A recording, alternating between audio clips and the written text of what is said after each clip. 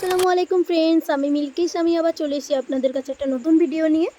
তো আমি সকাল সকাল বসে গেছিলাম ভাইয়ের একটা প্রজেক্ট নিয়ে, যেটা ওদের স্কুল থেকে দিয়েছিল। ওই যে চিপকো আন্দোলনের যে ছবিটা বইয়ে দেখতে পাচ্ছ, ওটা আঁকতে হবে। ও লেখাটা করে নিয়েছিল, যেহেতু বাচ্চা মানুষ আঁকতে পারে না। তো আমি ওটা চেষ্টা করবো বলে বসেছিলাম। আমিও যে খুব একটা ভালো আঁকতে পারি তাও না, তো চেষ্টা করে দেখি কতটা কি পারি, তোমাদের তারপর দেখাচ্ছি। A few moments later. তো এটা হলো আমার আঁকার রেজাল্ট। Oh my god!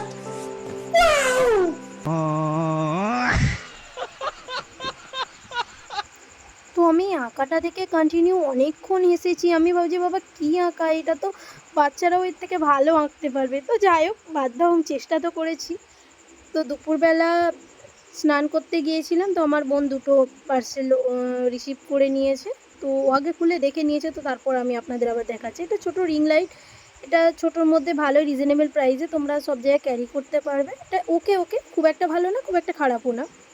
তো তারপরে আমার ছিল একটা জোবিসের ফেস ওয়াশ। এটা একটা গরমকালে ভালো একটা আইস ফিলিংস আছে আর কি, ঠান্ডা ঠান্ডা ভাব। আর হচ্ছে যাদের অ্যাকনি পিম্পল ফেস তাদের জন্যও ভালো। তো আমি বিকালবেলা নেল ক্লাসের জন্য বেরিয়ে পড়েছিলাম। আমি মাঠ দিয়ে যাচ্ছি, কারণ রাস্তা দিয়ে গেলে অনেকটা ঘুরে যেতে হয়, মাঠ দিয়ে গেলে সোজা সহজ হয় অনেক, তাই জন্য আমি নেল ক্লাসে চলে এসেছি। ম্যাডামের মুখটা কি দেখাবো? আচ্ছা, একজন আমার পার্টনার।